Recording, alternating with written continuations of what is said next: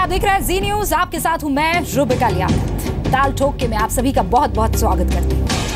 अगर अखिलेश ये कहते हैं कि पास होने के लिए नकल चलती है, अगर अखिलेश पर आरोप लगते हैं कि वोट के खातिर वो वोटर्स को बिजली चोरी के लिए उकसा रहे हैं, वो भी ऐसे हालात में जब राज्य बिजली निगम करीब 15,000 करोड़ के घाटे में है, तो क्या इसे बेईमानों की पीठ थपथपाना नहीं कहा जाएगा? ताल ठोक के आज ये सवाल इसलिए क्योंकि ये बयान यूपी के मुख्यमंत्री अखिलेश यादव के हैं। उन्हीं की जुबानी कही गई चीजें।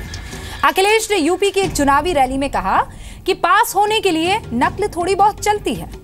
अखिलेश ने ये बात पीएम मोदी के उस बयान के जवाब में कही थी जिसमें मोदी ने यह कहा था कि यूपी में नकल के लिए भी टेंडर निकाले जाते हैं। इससे पहले एक और चुनावी रैली में अखिलेश यादव पर वोटर्स को बिजली चोरी के लिए उकसाने का आरोप लग चुका है। सवाल यह है कि बेईमानी की या बेईमानों को सत्ता की यही शाबाशी क्या भ्रष्टाचार की जड़ नहीं है, भ्रष्टाचार की वजह नहीं है?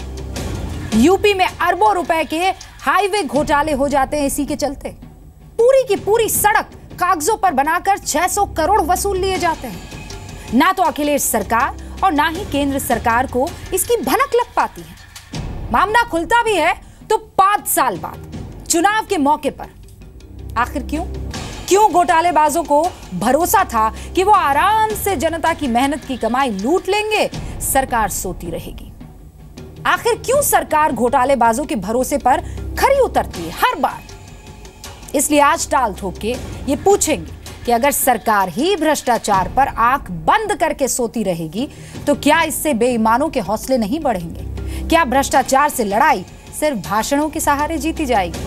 और जब खुद मुख्यमंत्री पर ही बेईमानों की शाबाशी देने के आरोप लगे तो यूपी भ्रष्टाचार मुक्त कैसे हो पाएगा?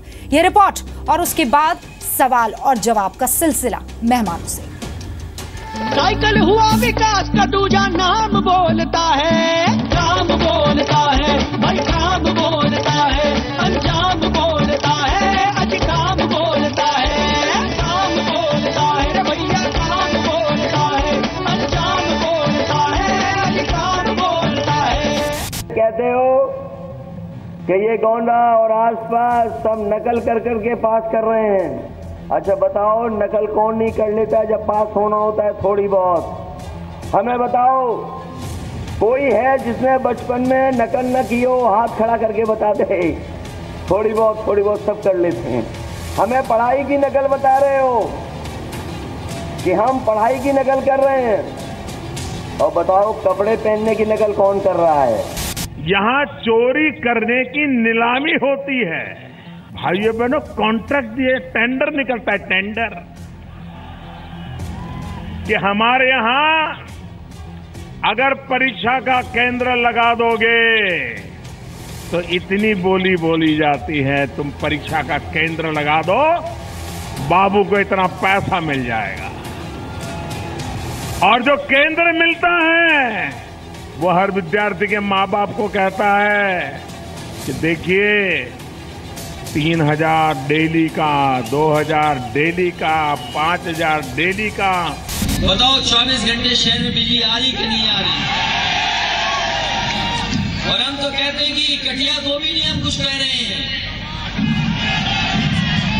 बिजली आ रही 24 घंटे। मुझे ये लगता है ये गठजोड़ है प्रदेश सरकार का, उन कॉन्ट्रैक्टर्स का, और जो भी लोग सम्मिलित होंगे इस पूरे घोटाले में उन लोगों का। प्रदेश सरकार को और विशेष रूप से अखिलेश यादव को जवाब देना पड़ेगा कि उन कॉन्ट्रैक्टर्स को कैसे इतना बड़ा घोटाला करने दिया गया, और क्यों नहीं, जब वो टाइम लिमिट पार कर चुके थे तब क्यों नहीं उनके खिलाफ कार्रवाई? तो राष्ट्रीय राजमार्ग और सेंटर वालों की गलती है, ना इतना उन्हें समय दिया होता, ना इतना गड़बड़ होती। गलती नहीं है। अगर ये काम लगातार जारी रहता है तो ये सड़क बन गई होती, और ये बदनाम करना चाहते थे हमारी सरकार को। इसमें राष्ट्रीय राजमार्ग, बैंक तथा ये ठेकेदार जो कंपनी है, सारे ही इन्वॉल्व हैं। ताल ठोक के आज का पहला सवाल, क्या बेईमानी को बढ़ावा देकर यूपी में मिलेंगे वोट? दूसरा सवाल, बेईमानी को शाबाशी से कैसे भ्रष्टाचार मुक्त होगा यूपी? तीसरा सवाल, अखिलेश सरकार में भ्रष्टाचार से लड़ाई सिर्फ भाषण के सहारे? और ताल ठोक के आज का चौथा सवाल, यूपी में काम बोल रहा है या कारनामे? अंजाम बोलता है, अधिकाम बोलता है, काम बोलता है भैया। बातचीत करने के लिए खास मेहमानों का पैनल हमारे साथ जुड़ गया है। डॉक्टर संबित पात्रा बीजेपी के राष्ट्रीय प्रवक्ता है, पार्टी की केंद्रीय समिति में ओडिशा का प्रतिनिधित्व करते हैं और पेशे से एक सर्जन भी है। सर, स्वागत है आपका। संजीव मिश्रा साहब जो कि समाजवादी पार्टी के प्रवक्ता है, राज्य सचिव भी हैं, समाजवादी पार्टी के यूथ विंग के साथ 14 सालों से जुड़े रहे हैं, लॉ में मास्टर्स हैं। सर, बहुत बहुत स्वागत है आपका भी। जितेंद्र त्रिपाठी साहब जो कि बीएसपी के नेता हैं, बहुजन समाज पार्टी के साथ 15 सालों से जुड़े हुए हैं, टेक्निकल एजुकेशन डिपार्टमेंट में आर्किटेक्चर के एचओडी रह चुके हैं। सर, आपका भी बहुत बहुत स्वागत है। सुनीता एरन वरिष्ठ पत्रकार है, हिंदुस्तान टाइम्स की रेजिडेंट एडिटर है। मैम, आपका भी बहुत बहुत स्वागत है। आप सभी को शुरुआत में 1.5 मिनट देने की पूरी कोशिश होगी। सबसे पहले शुरुआत संजीव मिश्रा साहब आपसे ही कर लेती हूँ। ये थोड़े से का मामला क्या है सर, समझ में नहीं आता है। अखिलेश यादव बोलते हैं थोड़ा सा करने में कोई बुराई नहीं है, नकल भी कर लो, बिजली चोरी भी कर लो। फिर मुझे मुलायम सिंह यादव का वो बयान याद आ जाता है जिसमें वो कहते हैं थोड़ी बहुत गलती तो हो ही जाती है लड़कों से। ये थोड़े से का मामला क्या है सर? देखिए रूबिका जी, थोड़े से का मामला नहीं है। जिस तरीके से घोषणा पत्र की नकल की भारतीय जनता पार्टी ने, मैं तो कहूंगा कि केवल नकल करने से काम नहीं चलेगा। आप तो यूपीए 1 और 2 की भी नकल करके यूपीए 3 की तरह देश में सरकार चला रहे हो। आपके पास कोई एजेंडा नहीं है। आज की तारीख में जो भी आपने वादे किए थे 2014 में, आप फ्लॉप साबित हुए। उसके बाद भी अगर आप इस तरीके की बातें उत्तर प्रदेश के चुनाव में कर रहे हैं कि आप कहीं स्कैम की बात करते हैं, कहीं पर आपको कसाब दिखाई देने लग जाता, तो मुझे लगता है कि दिग्भ्रमित हो गई है भारतीय जनता पार्टी और मोदी जी की सरकार जो इस तरीके की बातें कर रही है। और आरोप लगाए तब जाते हैं जब उनमें कोई सच्चाई हो। हमने तो जो काम किया उस आधार पर हम देश में जा रहे हैं, प्रदेश में जा रहे हैं, लेकिन आप किस आधारों पर जा रहे हैं? आप केवल भटकाने वाले काम कर रहे हैं। नकल नोटबंदी किस तरीके की स्थिति थी। और मैं वो भी बता दूं कि पिछली, जब आप वनवास की बात करते हो, तो जब पिछली सरकार आपकी थी वो किस तरीके से जोड़ तोड़ करके बनी थी। 6-6 महीने की मायावती और आपने सरकार बनाने का काम किया था, जबकि मायावती जी के खिलाफ आप चुनाव लड़े थे। और उसके बाद 6 महीने मायावती जी सरकार चलाने के बाद आपको नकार दिया था। तब लोकतांत्रिक कांग्रेस एक पार्टी बनी थी जिसने आपको गठबंधन किया, नकल अध्यादेश आप लाए। और ये जहां पूर्वांचल में चुनाव होने जा रहा है, वहां की 17 चीनी मिलों को आपने बंद करने का काम किया था। उस आधार पर मैं कह सकता हूं कि जो उत्तर प्रदेश की जनता ने, क्या इस बीच में 15 साल में आप किसी चुनाव में नहीं आए? आप आए और उत्तर प्रदेश की जनता ने बार बार आपको नकारा, क्योंकि ना नकल अध्यादेश आपका सफल हुआ और ना ही आप। सर, बजर अप हो गया है। संजीव मिश्रा जी, अगर मैं गलत नहीं हूं तो आप समाजवादी पार्टी की तरफ से आए ना सर? 17 में अखिलेश यादव फिर से आप समाजवादी पार्टी की तरफ से आए ना सर?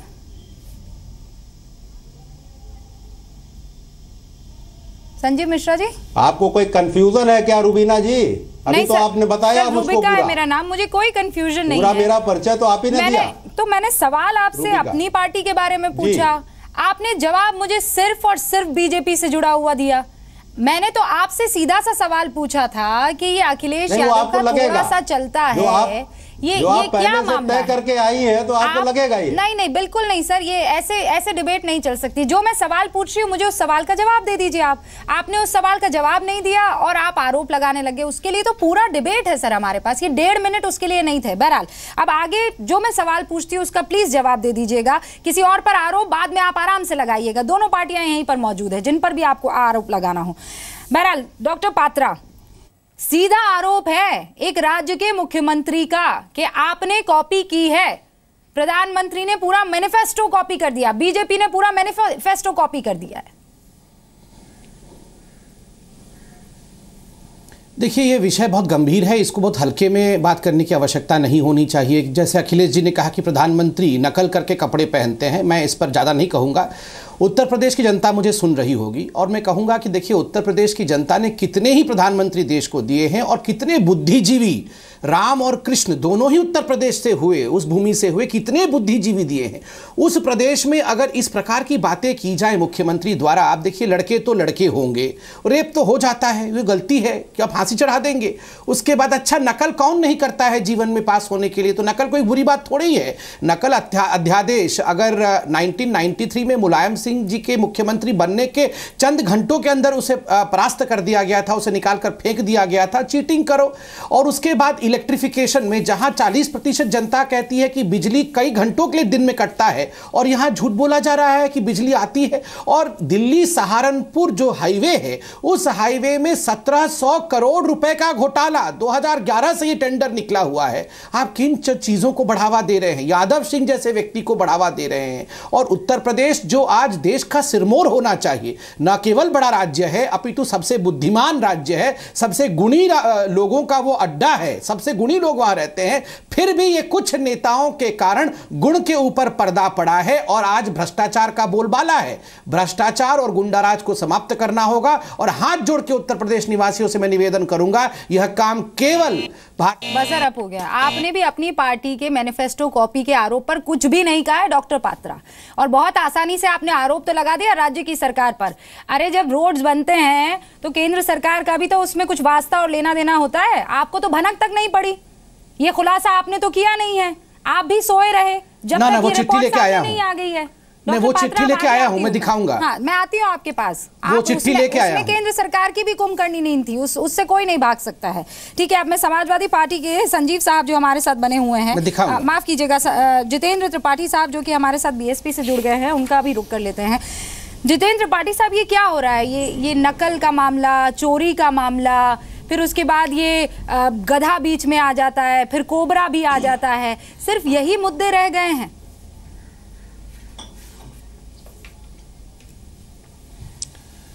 देखिए रूबिका जी, हेलो, आपको आवाज आ रही मेरी? बिल्कुल बिल्कुल सर, आ रही है। आपके 1.5 मिनट शुरू हो गए। जी रूबिका जी, ये वाकई ये बहुत दुर्भाग्य की बात है कि उत्तर प्रदेश चुनाव में अब ये घड़ी आ गई है कि जो जितने जानवर आपने गिनाए हैं, मैं तो नहीं नाम लेना चाहता हूं, क्योंकि मुझे लगता है मैं कुछ भी कहूंगा तो या तो मुख्यमंत्री पद की गरिमा गिरेगी या प्रधानमंत्री पद की गरिमा गिरेगी। क्योंकि प्रधानमंत्री तो हमारा पूरे देश का ही है, पद हमारा है, लेकिन इतने निचले स्तर तक ये बातचीत नहीं होनी चाहिए थी।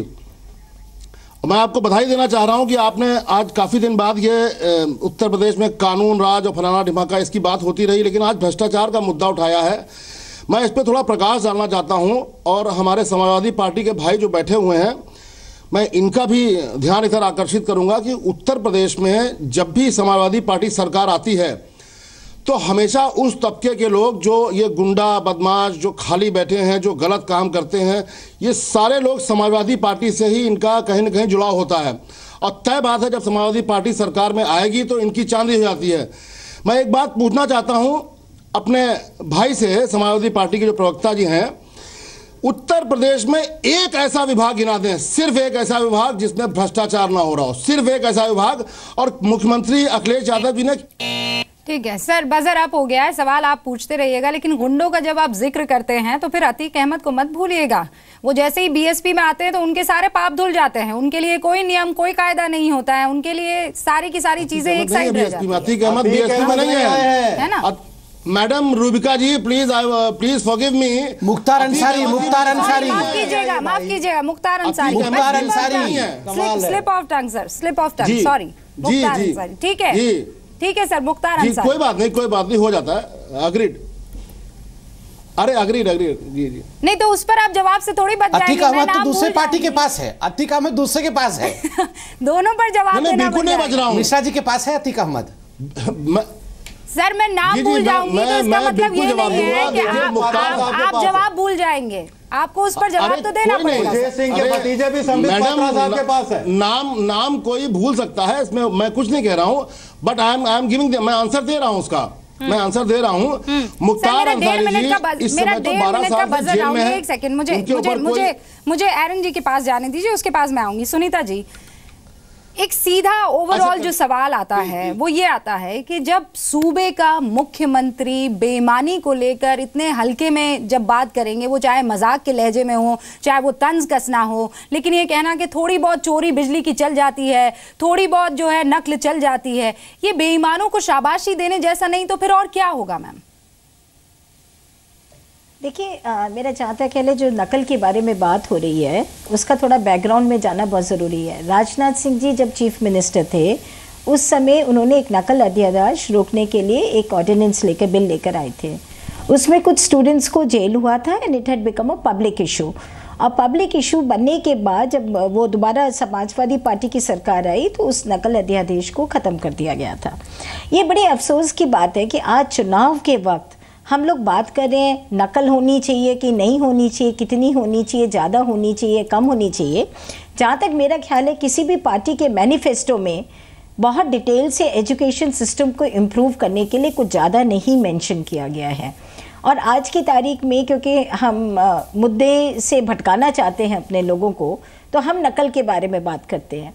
नकल थोड़ी होनी चाहिए या बिजली की चोरी थोड़ी होनी चाहिए, ये एक अलग बात है। मेरा जहाँ तक ख्याल है किसी भी प्रदेश और देश के मुखिया को इन बातों पे नहीं कमेंट करना चाहिए, क्योंकि जो गलत होता है वो गलत होता है।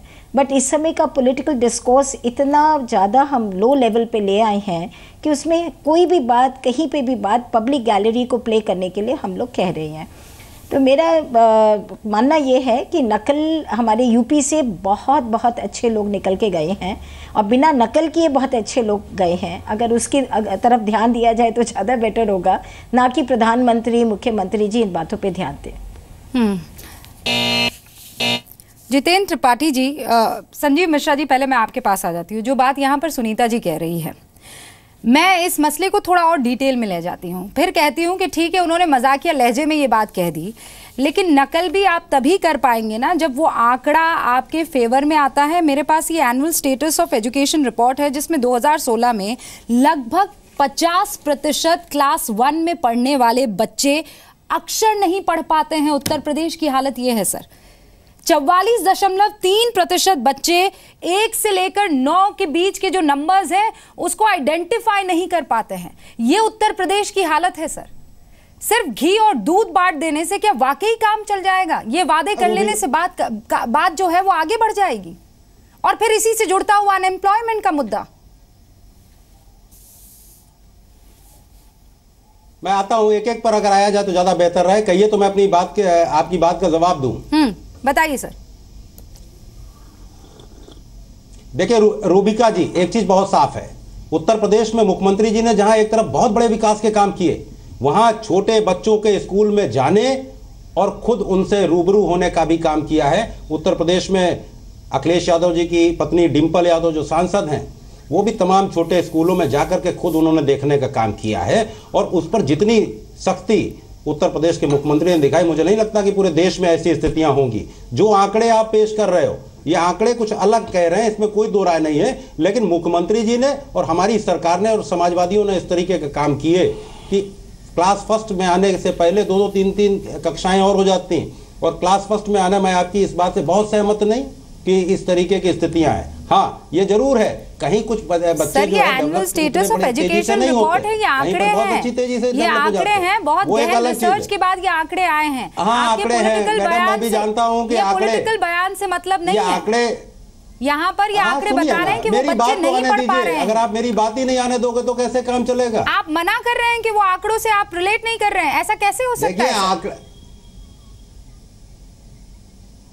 मैडम, मैंने इसीलिए कहा आपसे, ये आंकड़ों की बात तो संबित पात्रा जी की पार्टी को करने दीजिए, क्योंकि वो आंकड़ों में विश्वास करती है। हम लोग धरातल पर सत्यता पर विश्वास करते हैं। मैंने तो आपसे शुरुआत की थी और अपनी बात भी रखना चाहा था कि नकल अध्यादेश जो एरन मैडम ने अभी कहा, सुनीता जी ने कहा, मैं वही बात आपको रख रहा था कि इनको बनवास क्यों हुआ।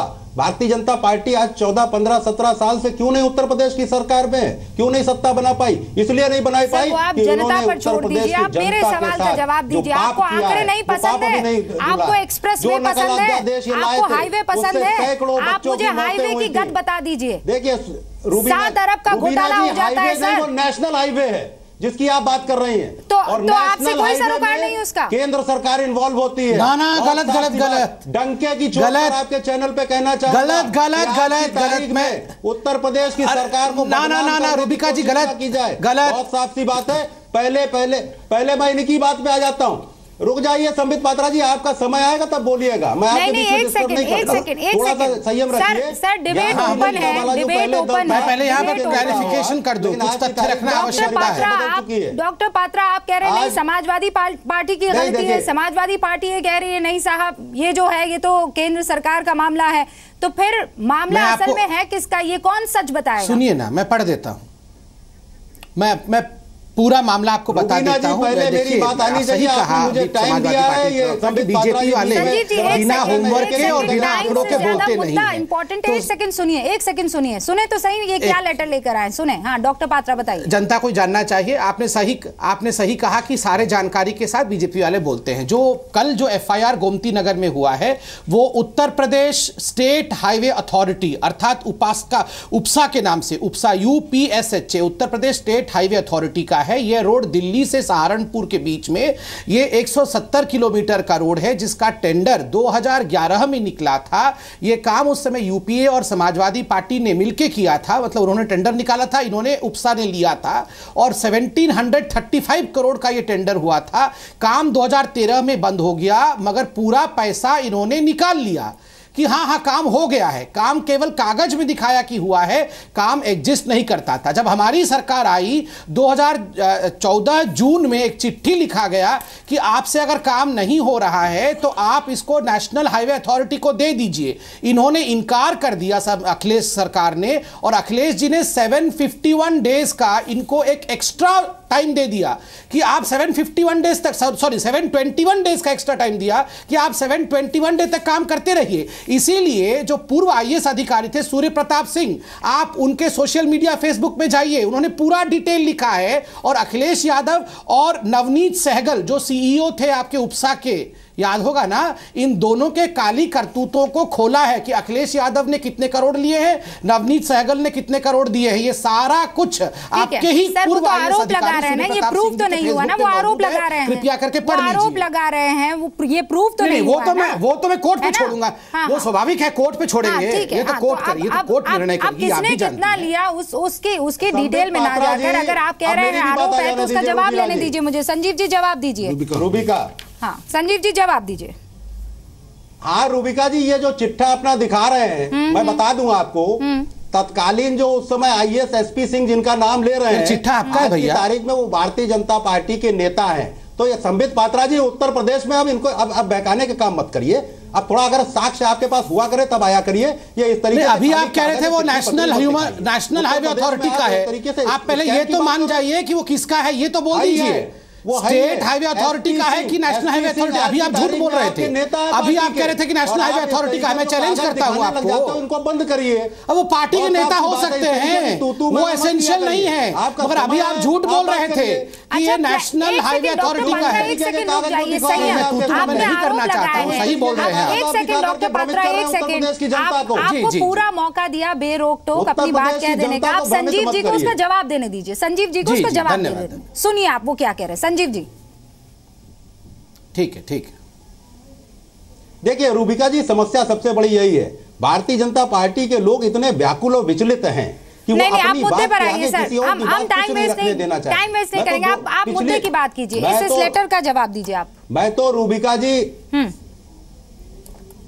इस लेटर का ही मैं जवाब दे रहा हूं। जो तत्कालीन आप बता रहे हैं आईएएस अधिकारी थे एसपी सिंह, वो आज की तारीख में आपकी पार्टी के नेता हैं, और वो जिस तरीके से इस बात को घुमा फिरा करके आपके सामने रख रहे हैं, आज की तारीख में आप जनता को गलत संदेश और गलत मैसेज मत दीजिए। आपके उत्तर प्रदेश के अध्यक्ष के ऊपर, जो भाजपा का प्रदेश अध्यक्ष है, 14 गंभीर आरोप हैं। आप उसके बारे में क्यों नहीं कहते? आप अपने राष्ट्रीय अध्यक्ष के बारे में क्यों नहीं कहते? आप हाईवे पे बोलिए ना, लक्ष्मण भी हाईवे पे बोलिए ना, वहां चले गए, कहां पहुंच गए? ये बंगाल लक्ष्मण कहां से आ गए? नहीं संजीव जी मुझे ये बताइए, क्या ये किसी सूबे की सरकार के लिए शर्मनाक नहीं है कि नाक के नीचे इतना बड़ा घोटाला हो जाता है जिसके लिए बार बार, सुनिए सर, अखिलेश जी हर जगह जाकर बोल रहे हैं। वो वीडियो मुझे याद आता है जिसमें वो पानी का ग्लास लेकर हाईवे पर निकले। ये कौन सा हाईवे था सर? आज तक कोई और यूपी का चल नहीं पाया है। आप हाईवे की कस्में खा रहे हैं और यहाँ इतना बड़ा घोटाला सामने आ गया है और आप कह रहे हैं कि नकल से काम चल जाएगा। जितने भी आप मामले ले लीजिए, कोई भी मुद्दा आप ले लीजिए, अगर उत्तर प्रदेश से जुड़ा, चाहे वो बेरोजगारी हो, चाहे वो निरक्षरता हो, या पढ़ाई लिखाई में क्वालिटी की कमी हो, नेशनल हाईवे से लेकर आप एक्सप्रेसवे तक चले जाइए, कुछ ना कुछ आंकड़े ऐसे मिल ही जाएंगे जो सिर्फ और सिर्फ पतन की तरफ इशारा कर रहे हैं या गड़बड़ी की तरफ इशारा कर रहे हैं। लेकिन बात यह है कि सारी पार्टियों के पास वो तमाम तरीके के आंकड़े होते हैं जो दूसरी पार्टियों को पूरा का पूरा दागदार दिखाते हैं। ये आपने इस डिबेट में भी देखा होगा, इससे पहले की डिबेट में भी देखा होगा। तो जनता डिसाइड कैसे करे कि भाई सच कौन है, या ये आधा सच है और आधा सच इनके पास है? देखिए, उसके लिए आपको इलेक्ट्रल सिस्टम में ही पूरा बदलाव करना पड़ेगा। अगर आप ठेकेदारों को निकाल लें, अगर जिनको सड़क का ठेका मिलता है या रेलवे स्क्रैप का ठेका मिलता है या बाकी चीज़ों के ठेके मिलते हैं या इवन कॉपिंग का ठेका मिलता है, जिसके बारे में अभी कुछ पार्टिसिपेंट्स ने कहा, वो सब पॉलिटिशियंस ही होते हैं और वो हर पार्टी के होते हैं। उसमें आप ये नहीं कह सकते कि ये एक बीजेपी के हैं या समाजवादी पार्टी के हैं या कांग्रेस के हैं या पीएसपी के हैं। जिसकी सरकार होती है उसके जो एमएलएज या कुछ प्रतिनिधि होते हैं वो ठेके लेते हैं। इनफैक्ट कुछ समय पहले तो जो लोग ठेके लेते थे, जिनको उस ज़माने में क्रिमिनल्स भी कहते थे, वो लोग पॉलिटिक्स में डायरेक्टली नहीं आते थे। बट धीरे धीरे उनको लगा कि अरे हम अगर पॉलिटिक्स में आ जाएंगे तो हमें किसी के दरवाजे पे मदद मांगने की जरूरत नहीं पड़ेगी। ये प्रधानमंत्री की तरफ से वाकई सिर्फ एक बयान नहीं था, वाकई यहाँ उत्तर प्रदेश में इस तरीके से ठेके लिए जाते हैं नकल करवाने के लिए। हाँ, होते हैं, कॉपिंग सेंटर्स हैं और कौशाम्बी जैसे एरिया में, इलाहाबाद के आसपास के एरिया में बाकायदा सेंटर्स हैं, रेड भी होती है, बंद भी होते हैं। बट मैं ये कहना चाह रही हूँ कि ये कोई भी सरकार रहे, ये कोई एक बात एक सरकार की नहीं है, कोई भी सरकार रहे, ये ठेके चलते रहते हैं। इसलिए अगर हमें कोई इसमें कोई कमी लानी है, उनको करेक्ट करना है, तो वो चुनाव के वक्त पे भाषणबाजी से नहीं होंगे, वो कोई ना कोई स्टेप्स लेकर आने होंगे जिससे कि इस पे रोक लग सके। संजीव जी, ठेके होते हैं, ये एक नोन चीज है, पर कोई एक्शन उनके खिलाफ कभी नहीं। ये एक नोन चीज है, ये आप समझ रहे हैं, किसी और की तरफ से नहीं है, एक सीनियर पत्रकार की तरफ से आ रहा है।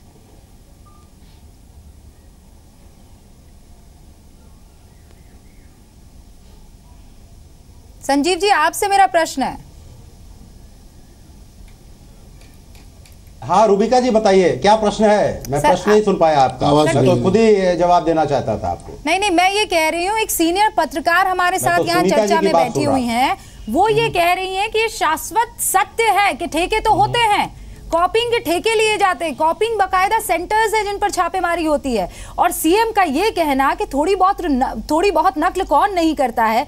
सर, ये कितनी बड़ी बात हो जाती है।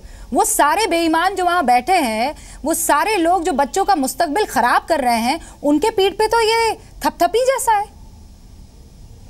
रुबीना जी, मैं एक बात कहना चाहूंगी। रूबिका जी, दो चीजों को आपने एक ही में जोड़ दिया। नहीं, मैं सुनीता जी वही बात क्लियर कर दे रहा हूँ। मैं वही बात क्लियर कर दे रहा हूँ। दरअसल में रूबिका जी, आप जो कह रही हैं, हाँ, जहां ठेके होते हैं वो दूसरी प्रक्रिया होती है, वो टेंडर अलग से होते हैं और वो कंस्ट्रक्शन लाइन में होते हैं या सड़क के लाइन में होते हैं। लेकिन जहां पर ये आप बात कर रहे हो परीक्षा की, तो वहां पर नकल कहीं पर भी अगर इस तरीके की घटनाएं मालूम चलती है, संज्ञान में आती हैं, तो निश्चित रूप से अखिलेश यादव जी ने उस पर कार्रवाई की है। दोनों चीजों को एक मत जोड़िए। हाँ, ये जरूर कहूंगा, इतना बड़ा घोटाला, जितना बड़ा व्यापम घोटाला था, उत्तर प्रदेश में नहीं हुआ। क्यों? क्योंकि 14, 15, 16 साल से वो सरकारें नहीं है जो व्यापम घोटाला टाइप का काम करती हैं। बहुत साथी में वो मध्य प्रदेश जाने और जहाँ 150 लोग मर गए। की बात हो रही थी, वो आरोप जो पीएम ने आप पर लगाया है, और उस पर थोड़ी बहुत नकल कौन नहीं करता है, सीएम का ये बयान आना, ये दो चीजें जोड़ने जैसी बात नहीं है। कनेक्शन तो सीधा सीधा है। देखिए रूबिका जी, आज की तारीख में निश्चित रूप से प्रधानमंत्री जी जो बातें कह रहे हैं, जैसे स्कैम कह रहे हैं, कसाब कह रहे हैं, और उसी जोड़ में ये भी कह रहे हैं कि नकल के बहुत बड़े वो होता है, यहाँ पर ठेका होता है, टेंडर होता है, तो ये विचलित हैं। दरअसल में हताश और निराश जब हो जाता है दल का नेता, तो निश्चित रूप से इस तरीके से भ्रमित करने की उत्तर प्रदेश की जनता को कोशिश करता है। मैंने तो शुरू में ही कहा था कि मैं उस पार्टी में था जिस पार्टी में पिछली बार जब बसपा और भाजपा की 6-6 महीने के लिए सरकार बनी थी, उस समय मैं भी उस पार्टी में था जिसने उस समय समर्थन दिया कांग्रेस इनको, भारतीय जनता पार्टी को, और इन्होंने 3-3 मुख्यमंत्री बनाए थे। राम प्रकाश गुप्ता जी जब मुख्यमंत्री थे, संबित पात्रा जी सुन लीजिए, आपको स्पेशली बता रहा हूं कि मैं आपकी उस सरकार के सहयोगी दल में छात्र संघ का प्रदेश अध्यक्ष था, और राम प्रकाश गुप्ता जी ने यही डिग्री कॉलेजेस की, उत्तर प्रदेश के डिग्री कॉलेजों की जो फीस थी वो दुगनी कर दी थी हम लोगों ने, और उत्तर प्रदेश के नौजवानों ने उस समय आपकी विधानसभा को उत्तर प्रदेश की घेरने का काम किया, और राम प्रकाश गुप्ता जी को उस समय अपना निर्णय वापस लेना पड़ा। मैंने 2 चीजें आपसे रखी, कम से कम एक ही दल में हूं, फ्यूचर और प्रेजेंट की बात हो रही है सर, फ्यूचर और प्रेजेंट की बात हो रही है, आप उस पर बात नहीं कर रहे हैं और आप पीछे जा रहे हैं। डॉक्टर पात्रा, 14 आपने चीनी मिलें बंद करके वहां बेरोजगारी बढ़ाने का काम किया था, इस पर बात जवाब संजीव जी मैंने पूरा सुन लिया, आप सुन लीजिए आप सुन लीजिए। पहले तो मैं सुनीता जी का, जिनका बड़ा सम्मान करता हूं, उनसे कुछ कहना चाहूंगा। सुनीता जी देखिए, प्रधानमंत्री जी ने जो कहा कि एक सिस्टम वहां डेवलप किया हुआ है, टेंडर फ्लोट होता है कि कॉपिंग कैसा होगा, एक सिंडिकेट बना हुआ है, उसका जीता जागता उदाहरण हमने बिहार में देखा था। बिहार में हम डिस्कस करते थे, मगर एक न्यूज़,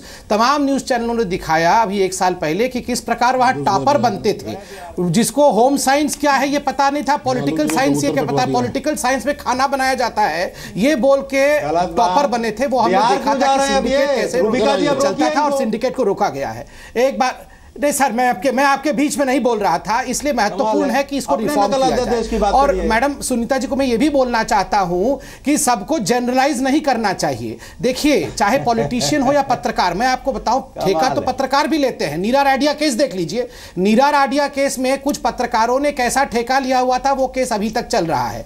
तो कुछ पॉलिटिशियन ठेका लेते हैं, सभी पार्टियों को जनरलाइज कर देना मैं उचित नहीं मानता हूं। बहुत अच्छे सर, मैं आपके बीच में नहीं बोल रहा था, सुन लीजिए।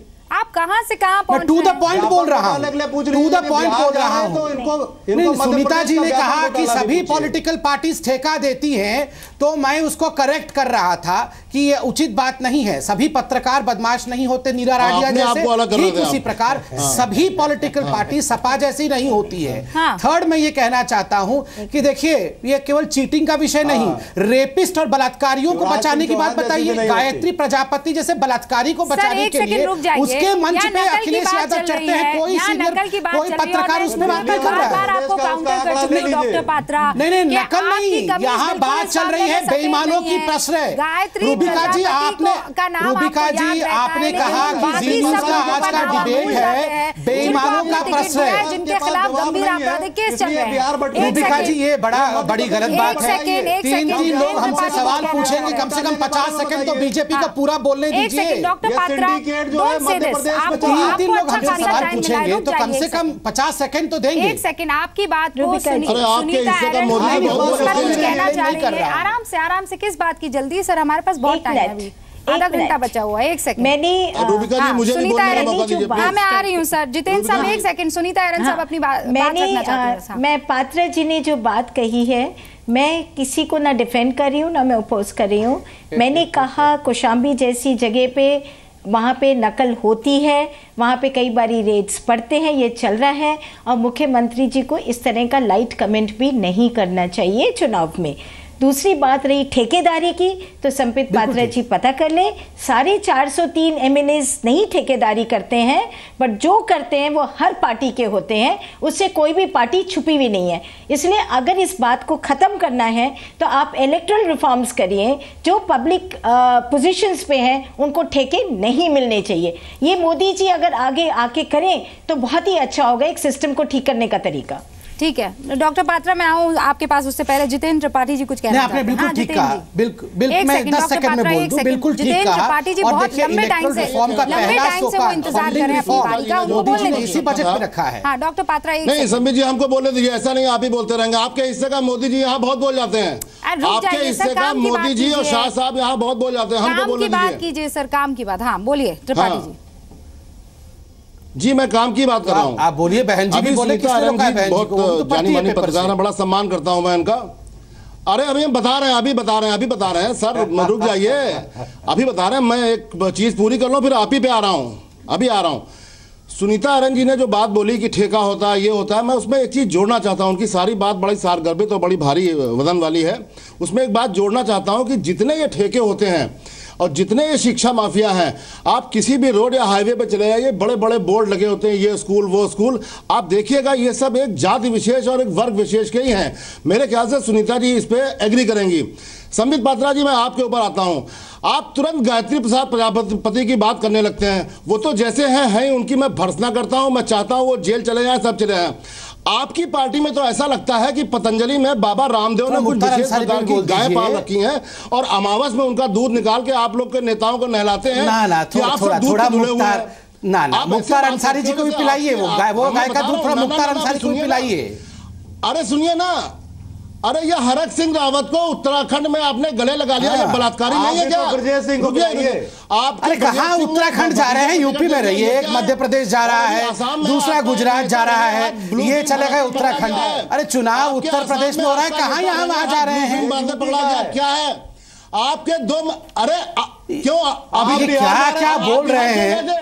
ये क्या क्या शब्दों का प्रयोग कर रहे हैं? आपके कर्नाटक में, रुकिए भाई, आपके मैंने सिस्टम के, चलिए बोल लीजिए बोल लीजिए बोल लीजिए, कौन पिक्चर बना रहा है बताऊंगा ना, कौन सा पिक्चर कौन बना रहा है बताऊंगा ना, तो अभी मुंह नहीं दिखा पाएंगे। मैंने आप तीनों को वाकई बहुत मौका दिया, ठीक है? जितेंद्र त्रिपाठी जी और संजीव मिश्रा जी, एक बार तो ये लगा कि आप दोनों एक साथ हो गए हैं एक ही पार्टी को घेरने के लिए, लेकिन सच्चाई तो ये है ना कि उस सूबे में या तो बीएसपी की सरकार रही है या समाजवादी पार्टी की सरकार रही है। सर मेरे पास वक्त नहीं है, सुन लीजिए, इस तरीके से एक दूसरे पर अगर आप नुक्ताचीनी करते रहेंगे,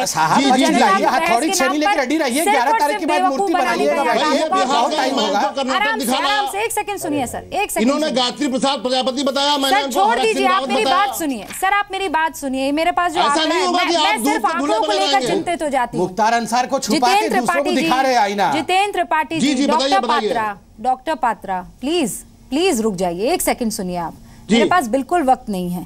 ये मेरे पास एक आंकड़ा है अनएम्प्लॉयमेंट का, 2001 से लेकर 2011 लेबर मिनिस्ट्री का डाटा है सर, सुन लीजिएगा। 5.8 मिलियन यानी 58 लाख लोग 20 साल से लेकर 29 साल की केंद्र का है, मैडम बताइए सर। सुनिए, 20 साल से लेकर 29 साल के जो लोग हैं वो यूपी से पलायन करके गए। कम पैसों में इनमें से कईयों को काम करना पड़ा। क्यों? क्योंकि सर ये नकल करने के लिए भी पढ़ नहीं पाए थे। बात घूम फिर के वहीं primary education, higher secondary education पर आ जाती है, जिसके लिए सरकारों ने बहुत तरीके से काम नहीं किया है। आप समझ रहे हैं? इस जनता को इलाहाबाद हाईकोर्ट ने लताड़ा है, समाजवादी पार्टी सरकार को लताड़ा है इलाहाबाद हाईकोर्ट ने। एक नेता याद आ रहा है, सूबे के मुख्यमंत्री नकल की बात कर रहे हैं। रूबिका जी, इलाहाबाद हाईकोर्ट ने अभी 4 महीने पहले ही लताड़ा है समाजवादी पार्टी को। टाट पट्टी भी नहीं है इनके पाठशालाओं में, इलाहाबाद हाईकोर्ट ने भी कहा पड़ा था। बुंदेलखंड की बात कर ले, जब सूखा पड़ा था तो सुप्रीम कोर्ट ने आपकी सरकार को लताड़ा था, और आप गुजरात में आज मेट्रो नहीं चला पाए। आप उत्तर प्रदेश की मेट्रो की बात, गुजरात, उत्तराखंड, गोवा, पंजाब, तो कहना यहाँ पर सारे सूबे आ गए, लेकिन इस 1 घंटे में साहब लोगों ने अगर बात नहीं की तो उत्तर प्रदेश की बात ना करके आपको मुल्क के बाकी सारे सूबों की याद आ गई, लेकिन उत्तर प्रदेश की जनता ही है जो आपको चुनने वाली है, याद रखिए। बहुत बहुत शुक्रिया बातचीत करने के लिए। देखते रहिए जी न्यूज़।